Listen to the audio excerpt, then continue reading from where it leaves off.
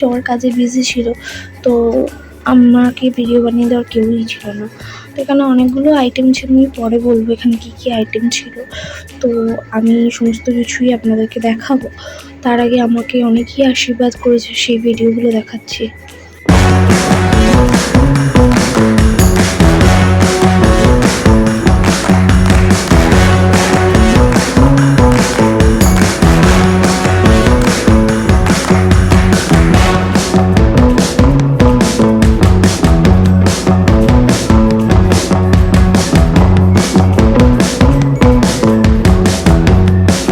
মামিটা খুবই ভালো, এবং আমি বসে বসে রাগ করছিলাম যে সবাই ছবি তুলতে আসছে, কিন্তু আমার বরের সাথে একটাও আমার সাজার পরে কোনো ছবি তোলা নেই।